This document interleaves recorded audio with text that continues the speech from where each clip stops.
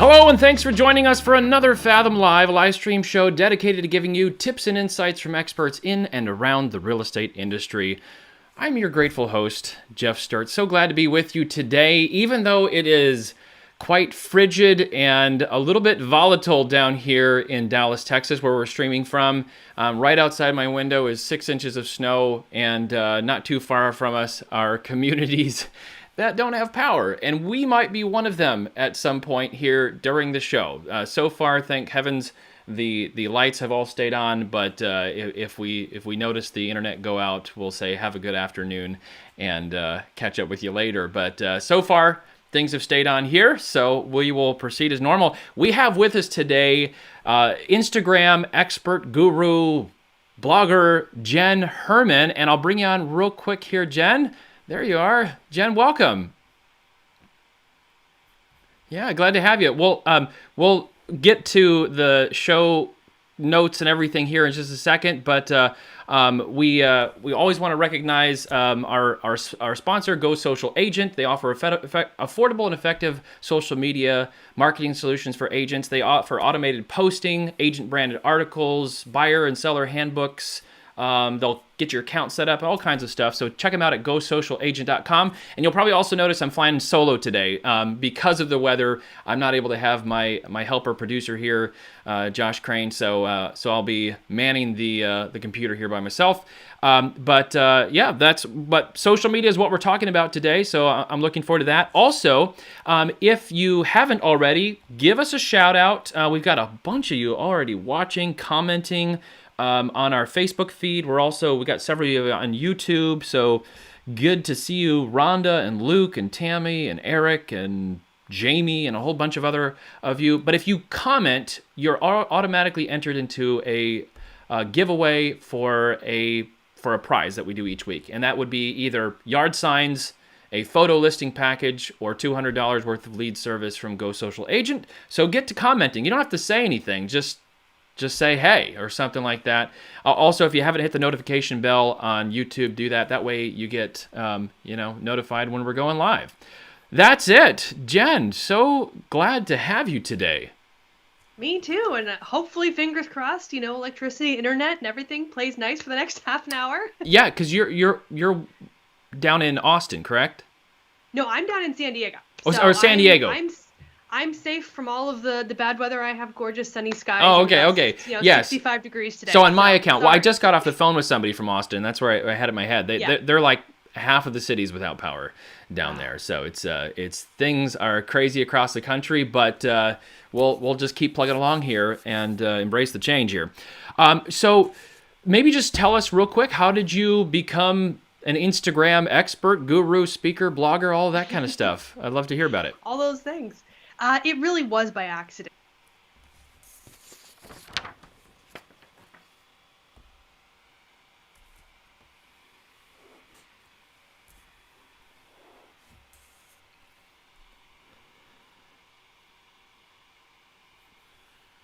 Behind it, and in the process fell in love with this little app called Instagram, which 8 years ago was the new thing on the block, and it was like, all right, well, I'll start blogging about it, and no one else was blogging about it, and no one else was blogging about it strategically. Mover. Yeah. So I kind of hitched my my train to that bandwagon, not really knowing what the outcome was going to be, but 8 years later, it's my bread and butter. So it's been a wonderful journey to partner with different brands and organizations around the world. I've been lucky to work with many real estate professionals over the years, helping them understand how to use Instagram and really coming at it strategically, not just the like some things and post some things, understanding the science of it. Right. And you have a course for real estate agents up on your website, correct? I do, yeah. You can go to Instagram for realeestate.jenstrends.com or just go to jenstrends.com. It's Jenn with 2 N's. There it is, yeah. And then there's a courses button on there, and that'll take you to the real estate course. Awesome. So recommend taking that. It's affordable, and it's you're going to get a ton of good stuff there. But we're going to hit on some of it today. And actually, just to let you know, our viewers, Jenn's going to come back here in a few weeks, God willing, and we'll be who knows what will happen in a few Right? weeks? Should we even presume? But she's planning to come back in a few weeks to kind of do a part 2 on this. So take notes, what you can. Take the real estate class in between, and then come back for part 2 to ask all your questions that you weren't able to maybe during the class, or I don't know how you have it structured, but that'd be kind of cool. So, but today, as I understand it, we're not talking about running ads on Instagram, correct? Right. This is something different. What are we looking to do today? We're going to talk organic strategies. Partially from the perspective of, to be good at what I do, I can only do so many things. So I focus on organic strategies. I recommend people, if you're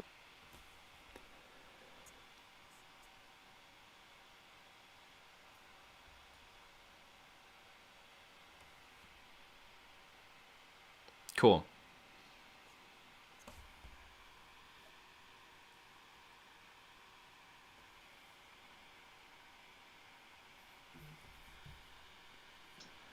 Oh my goodness. So you know what?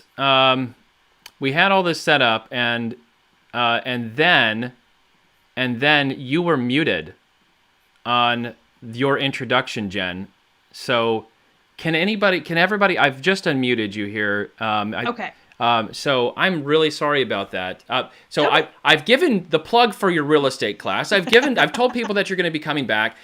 I'm so sorry. Well, let's just jump into it again. We got a bunch of people on, actually more than we started with, so maybe we can start again. Even faster, how did you become Jenn's Trends?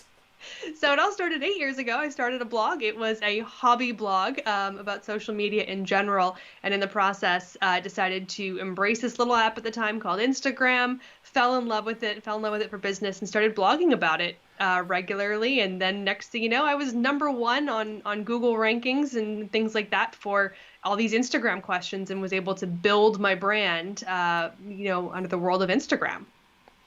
Okay, so the World Wide Web and our viewing audience here has told us that they could only hear us on split screen, but we've updated that. We fixed the problem here. So they did hear some of that, and thank you for the recap. So let's get into things. We're not talking about ads today. Who did you recommend if somebody wanted to do ads? Yeah, so if you're interested in ads for Instagram, you want to check out Amanda Robinson. She's at The Digital Gal, everywhere, not girl, gal. Everywhere on, Instagram, Facebook, all that sort of stuff. And she specializes in Facebook and Instagram advertising. So we'll talk more organic strategies today, all the, things you should be doing in feed and stories for your everyday content. But Amanda is your go-to for all things ads. Okay. All right. We're cooking with gas now. This is great. We're not talking about ads, but also maybe just as sort of a preview for part 2 when you come back, hopefully. What are we talking about today versus what we're going to be talking about here in a few weeks?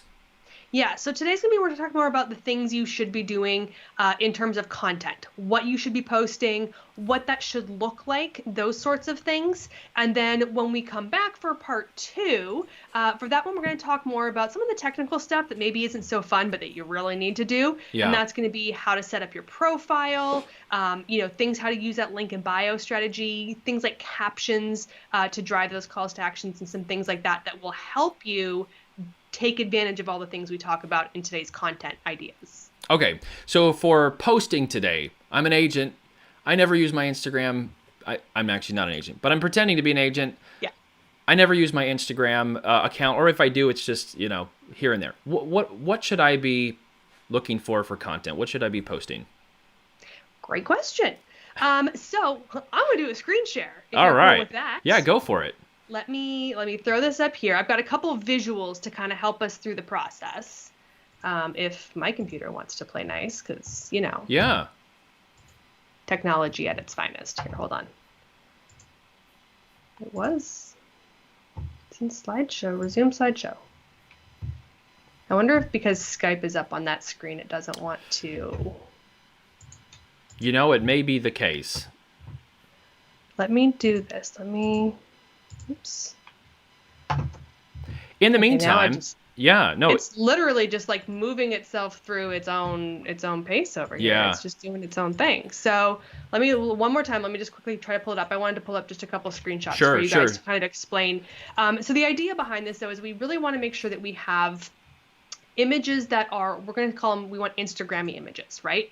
So we want the images that are going to look good on Instagram. One of the big fails, let's call it, that a lot of people have when they go on Instagram is they try to put up those, the PDF flyers with a lot of text and a lot of like the red Right, background and a lot of white text, or we use those traditional front of the house, sales images, right? It's the traditional, right. thing that you put on the flyers or those sorts of things. So we don't want that. That's not going to help when you're actually trying to, convey with people especially on Instagram. So I got screen share up. Let me know if that's popping up for you now. Let's see here. Yep. Here we go. I Cool. got you. Perfect. Make it So Instagrammy. make it Instagrammy. So this is I love this example from Carol. She's based here in San Diego, but this is about a property listing, right? But this is not that traditional front of the house image. There's no text on here with all the details and information about where that open house is going to be or where the property is available or anything. Right. It's a beautiful image in and of itself for Instagram. So find ways to do this. Focus on the features of the house. Maybe it's an amazing chef's kitchen. Maybe it's, a dream master closet, Right. amazing bathrooms or stunning, front entrance.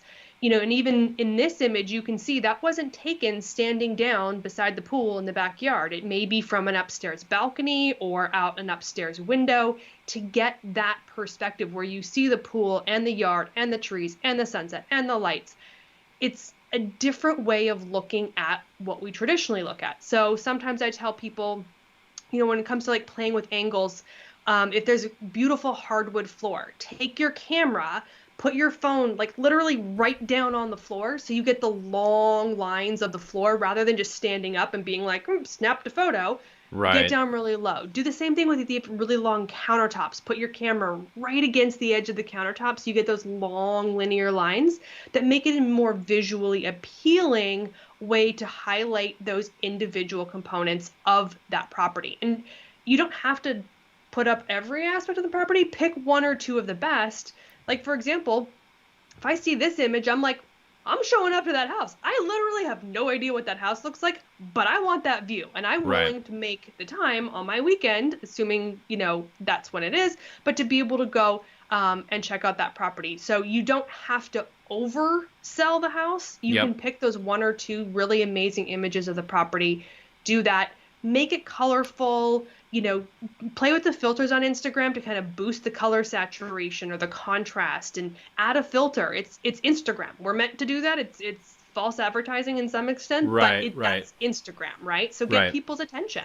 So in a sense, you're instead of just putting up an ad for your property, but I mean an ad. I don't mean a paid ad, but in a sense, when maybe you've listed a property, you're putting up all the specs and all that kind of stuff. That's not Instagram. Instagram is like a story, right? You're trying to enter into a moment with somebody that they're experiencing, whether it's at the coffee shop or with their pet or with their kid or something like that. So if we am I onto the right thing by saying exactly. that? Okay, that's the thing. We want to connect emotionally. We want to connect with those more personal moments. And, one of the things I always tell people as well is to really focus on captions that tell a story. Like, don't just be like, beautiful home at end of cul-de-sac, 3-bedroom, 2-bathroom. Like, instead be like, on a beautiful cul-de-sac in the such and such neighborhood lies this amazingly warm and inviting home. Like,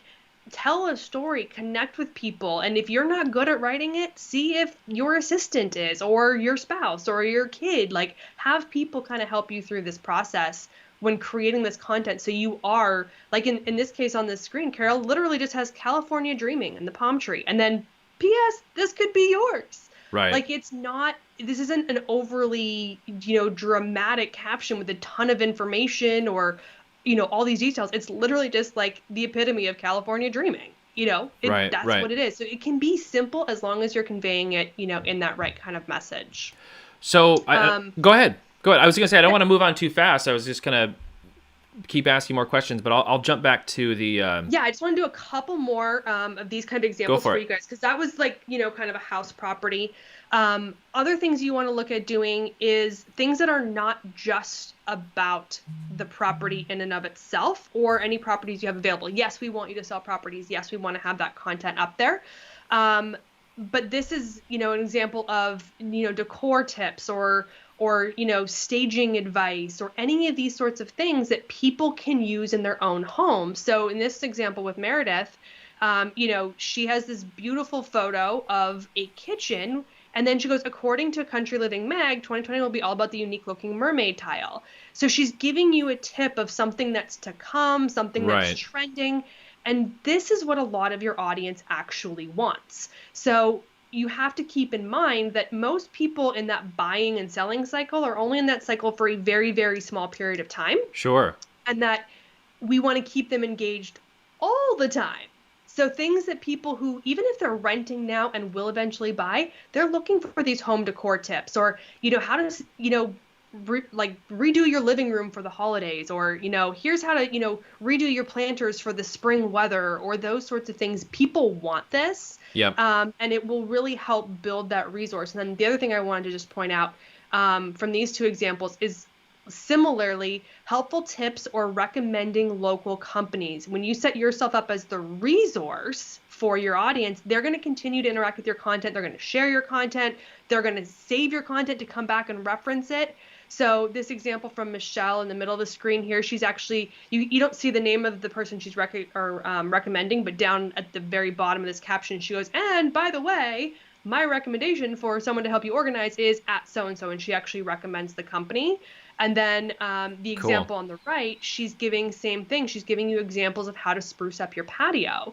So these are types of things that you can do that, again, aren't about selling a property, but that will appeal to that target audience at any stage and point. And this is what makes you valuable. This is what keeps people coming back more and more for your content. Very good. And so, when I'm thinking about that value, if somebody just needed a realtor, they can call 1,000 people. I mean, there's realtors everywhere. They can Google realtor. And so you're providing value by actually showing that you are a resource for all things real estate, not just a realtor. And which builds that sort of trust factor. I always use an example when I was looking to rent the condo that I'm in now. I toured about 4 or 5 other units in this area. And so, of course, all these realtors lists, right? And so there's one realtor, and to this day, 2.5 years later, she's still the only one allowed in my inbox. And it's because every month she sends me an email recap of all of the events coming up in San Diego. Oh, that's awesome. So, right? It's a resource to me. And I literally wait for the first of the month when she sends this email out, because now I know what's going on, where I can take my daughter, whether it's, now in COVID, she does a lot more of like the virtual events, but whether it's like a farmer's market or a parade or any of those things. And so if you can do that same thing with your Instagram content, where you're creating that high quality resource that people want, they will not unfollow you. They will follow you. They will stay active with your content. And then whether it's 6 months from now, 2 years from now, when they're ready to buy or sell, you're the realtor that has been in their feed consistently and providing value. You are the only person they are going to think to call. That's awesome. I watched a video recently from it was I do a lot with videography, and so they were talking about the difference between a creator and a curator. And how, some filmmakers are more curators in the sense that they borrow from other stories and then they just kind of mash it together for their own story. And you watch it and you go, I've seen that. It's the same song, second verse. And then there's people that are original creators. I mean, they just come up with something that just totally blows your mind. It's so different than anything that you've ever seen, and it's just from their imagination. Pixar would be a great example of something like that. But when it comes to your social media feed, what I'm hearing and what I hear a lot from experts, in your opinion, is curate. I mean, find things, not that you wouldn't be creative, but find things that are already out there, like the things coming up in San Diego, or Yep. trends or articles Yep. that are being posted by. We have a company that we love to use here, Houseopedia. I mean, there's tons of stuff on there that Yep. you can take advantage. Am I on the right track with that? The curator Yeah, and you creator do thing. want to like whenever you're curating, right? You're adding your own context. So like those examples that I showed from Michelle with the home organization and the redoing your patio. That's her take, it's her tips, it's her recommendation, but this is nothing brand new. I mean, everybody in this space knows, Right. people want to learn how to organize their homes. There was a whole Marie Kondo thing. I mean, Right. everything in these capacities is it's not necessarily going to be revolutionary or groundbreaking or massively new, but it's allowing you to, like you said, curate the things that are most relevant to your audience, put them together in a singular place where your audience can make the most of what's out there. Right, and that isn't to say that curators aren't. I mean, people go to Yeah, museums, right? They didn't paint the art, right. but you go there because they're a great resource for that, and Yeah, and it seems like if you can be that as a real estate agent, unless you just happen to be really good at staging yourself, or right. In doing which case, go for right, it. right. So as far as and backtrack if we need to on this, but as far as the amount of content, how much am I? Where's the line where it's like this is the optimum amount versus like spammy by just Yeah. constantly dumping stuff on there, or being kind of crickets? So, and this is always, I always say, do as much as you can without driving yourself crazy and providing value to your customer. So, which is the most vague answer I could possibly give you as a definitive answer. But the idea behind that being you have a full-time job. You are a realtor, right? You have a job. Something you're doing every day. Right. Plus you have other social media. Plus you have a family. Plus you have a life. You actually have to sleep. You have to, deal with clients. There's a million things in your life. You don't need to spend 12 hours a day on your Instagram or any social media, strategy. But the most that you can put in while creating high quality content is what you ideally want to be able to do. For some people, that may be posting once a week. That's okay. Some people, it may be once a day. That's okay. What you most want to look at is the quality of the content, in the sense that, is it high quality representing your brand, and is it high quality resonating with your audience? We're not just checking the box that I posted to Instagram today. That is not a strategy that will make you fall flat on your butt. That's not going to help. Gotcha. What we want is something where we get good engagement, where we get those shares and those saves that people tell us by doing those activities that this was a valuable content for them. We want to create the content that they're replying to. They're leaving comments or shooting you Right. a direct message or an email as a result of it. We want that high quality content. For most realtors, they want to do too much. Once a day, 7 days a week, pretty much my top of the line. Like, don't go above that. If you're posting more than once a day, it's way too much. It's not that high quality content, and you do not have that much to say as much as you think you do. So your audience doesn't want that much content. It will actually hurt you algorithmically to create too much content on Okay. Instagram. So once a day max. Aim for maybe 3 or 4 days a week as a kind of normal average. Yeah. Meredith, an example I showed you, she posts 6 days a week, and it works really well for her. Other realtors that I've worked with, do twice a week, and that works really well for them. You get to Gotcha. figure out what works for you with your content strategy, how much time you have, and what your audience is responding to. When we had Julie on a few weeks back, who does a lot of social media Yeah. with us here at Fathom, and has done a lot for other companies as well, she recommended doing like a calendar or having some sort of rhythm like that. Any advice on that? I mean, do you recommend saying, hey, just make Tuesday and Thursdays your social media morning, from 8 to 10 kind of thing, or what would you say would be some good ideas? Yeah, you definitely want to have like a general content schedule and or calendar, meaning that you're going to have 3 posts a week. Know in Right. advance what those 3 posts are going to be, so that you're not left scrambling Tuesday at 9 o'clock a.m. going, oh crap, I have to get a post out today, and I don't know Okay, what. sure. Yeah. When you don't do that, Yeah. it's not the high quality content, Yeah. right? So we want to make sure that we're planning out in advance to some extent, but always leave room for flexibility as well. Because obviously, take, for example, if you're, in the real estate space in Texas right now, or in Oregon, or even anywhere. I mean, I've got friends in, up in Kansas, and they're going through all the same issues. you're not going to post some happy-go-lucky post on Instagram or any social media today when people don't have, power Right. and have busted pipes. So Right. you want to have some flexibility in that calendar, but generally kind of know what you have in advance. I don't recommend doing the exact same time and day every day of the week. Okay. Meaning if you're only posting twice a day, don't always post on Tuesday and Thursday. Because what happens if your audience is typically online on the weekends? Right. They're less likely to see that content because there's so much other content since they've last logged in.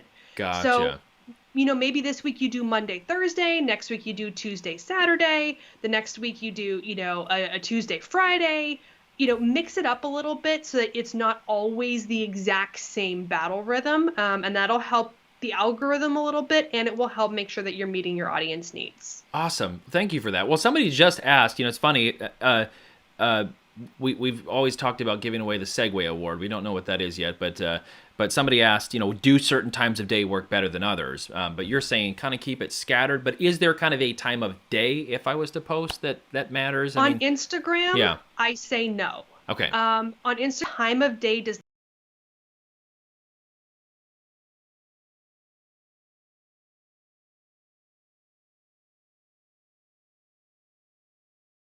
determines how I rank in your feed. It's not something that is, it's not like Facebook, where Facebook is a popularity contest. The more people that interact, the more people they show it to. Instagram does not work the same way. So if I AM and you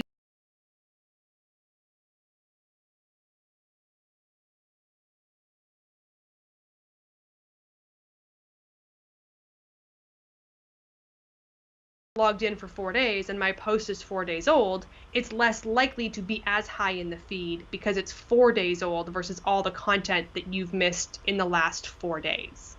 So it's generally going to be better to focus days of the week.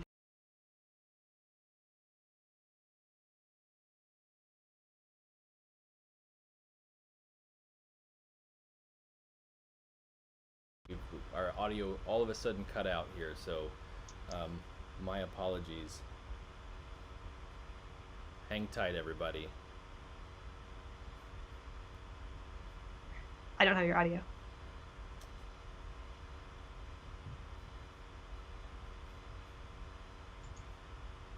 Let me know if you can hear me, world, because all of a sudden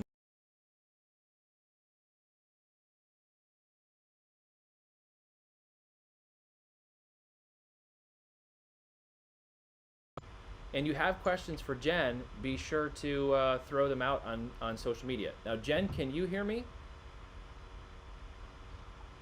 Jenn cannot hear me. All right, so it's something going on here. Let me give this a try real quick. Hang tight. Be right back.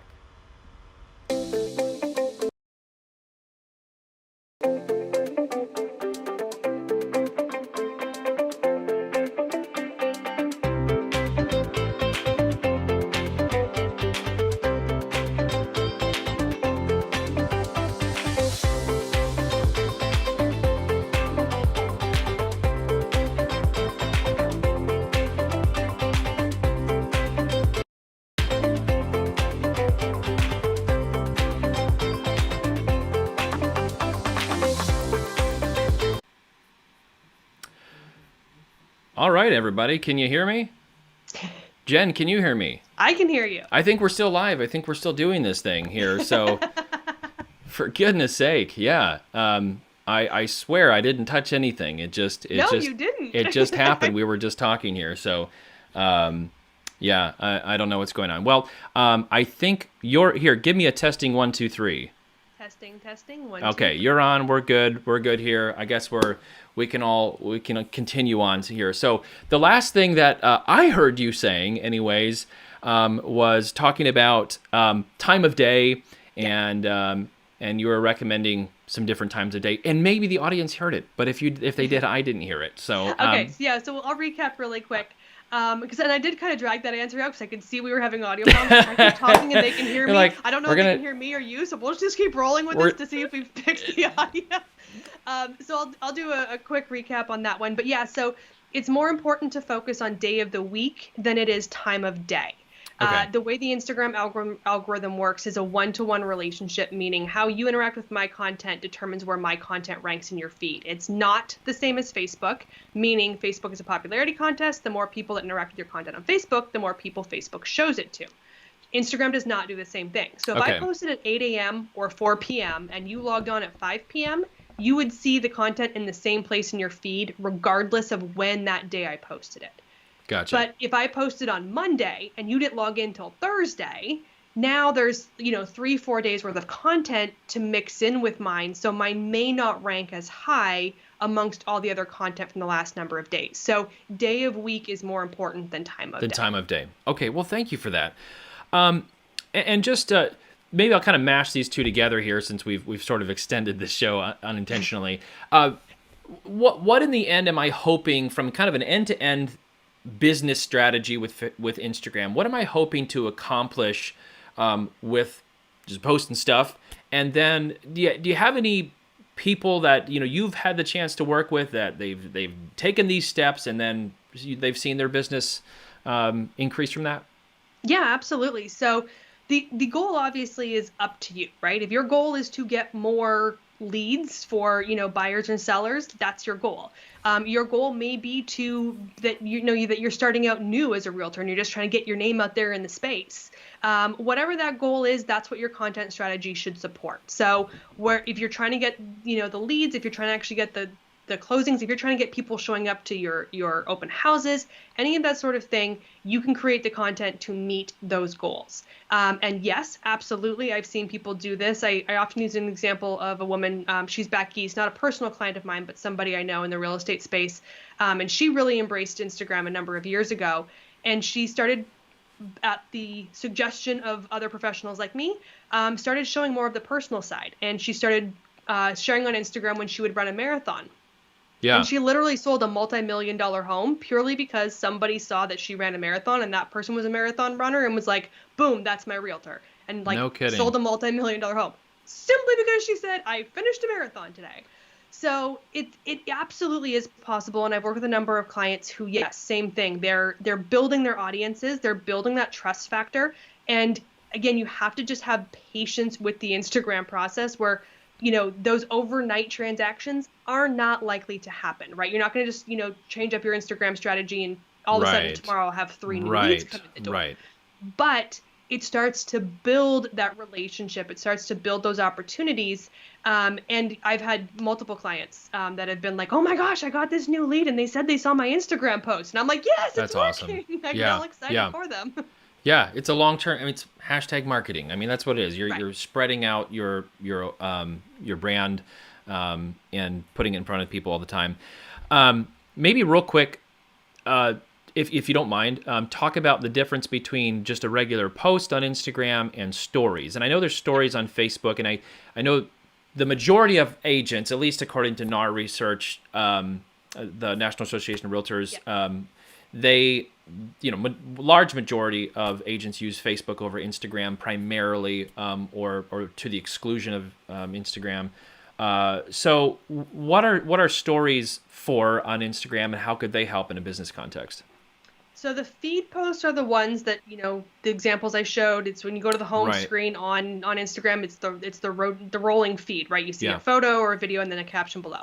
Stories are just like you would see on Facebook. They are those bubbles at the top of the screen when you go to your homepage on Instagram. There's bubbles across the top. And if there's a colored ring, a kind of red and orange colored ring around someone's profile photo, it means they have a new story. Story are short form content. It lives for 24 hours and then it disappears. Your feed stays there forever unless you archive it or delete it. So stories are short form content. They're meant to be more raw, a little more, let's say, unfiltered, even though there's filters because it's Instagram. But it doesn't have to be as polished. It doesn't have to be as, maybe professional level. Typically we see more of like the behind the scenes type things on stories. So a bit more of your personal life, what your friends are doing, your family, how you're celebrating holidays, what your weekend looks like, the messy hair don't care type post. It's a bit more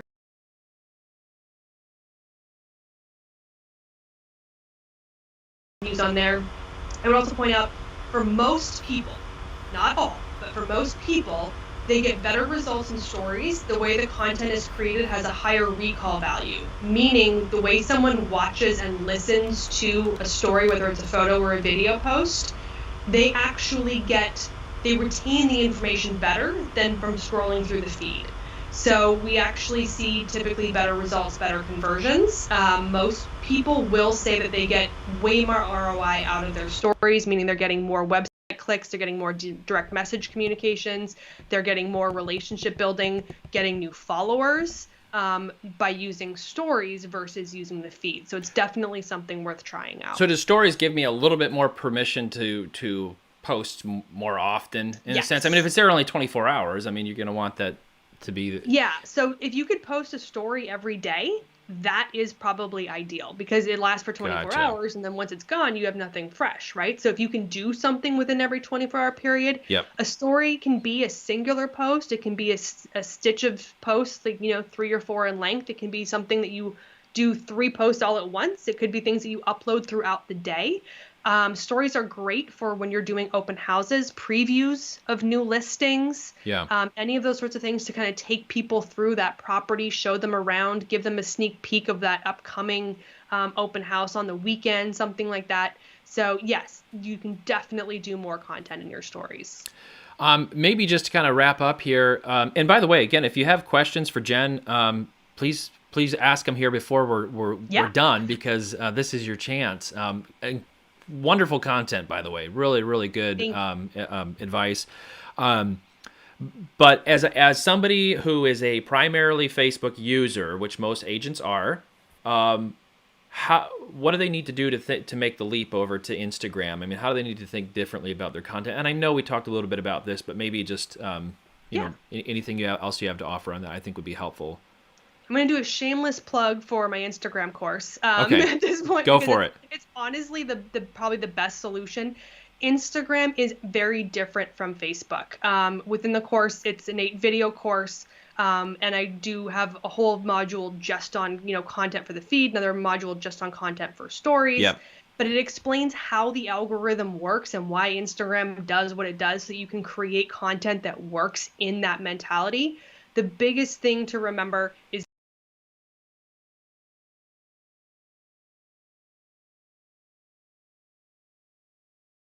or bright contrast type images and that sort of thing, almost like the kind of PDF style imagery, that does perform well on Facebook. It will fall flat on Instagram. Again, the algorithms are different. So how people interact with your content and how things rank is very different than Facebook. So you do really want to get comfortable with Instagram as an Instagram user. Go on there. Look at what other people are doing. Look at what celebrities are doing. Look at what other brands are doing. Look at what your friends and family are doing. Start to get comfortable with it as a user before you just show up and start trying to market yourself on the platform, because it's not going to work the way Facebook does. And if you try to come over there and just recreate Facebook on Instagram, I guarantee you I'll hear from you. They're going to be like, you're not from here. You're not from here, are you? Right? Yeah. So, well, very, very good. So just start being part of the ecosystem over there, and then you'll learn yourself some stuff. Very good.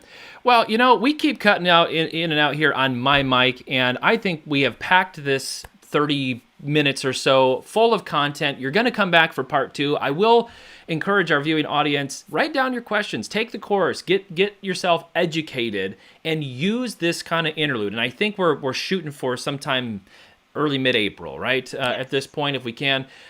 Use this interlude to make yourself an Instagram expert in your own right, and then come back and get real expert advice from Jenn, even more so beyond her course when we come back here in a few weeks. Jenn, thank you so much. Check her out on jennstrends.com. And what's your Instagram? Well, I have it right here. I'm gonna bring it right up. Jenn's JENNS_trends. There it is. Take a screenshot, go over to Instagram, and thank you so much for joining us on the show today. For those of you who are still watching, thank you. And if you're not a Fathom agent, head over to fathomcareers.com, and you're going to see a company that is really different than perhaps a lot of other companies in the real estate market. It's a company, instead of you working for them as a brokerage, they work for you, and they provide the tools and the commission structure for your success. So check us out at fathomcareers.com. Thank you again. Amidst all of the crazy technical stuff today, I appreciate you hanging on. We'll see you next time.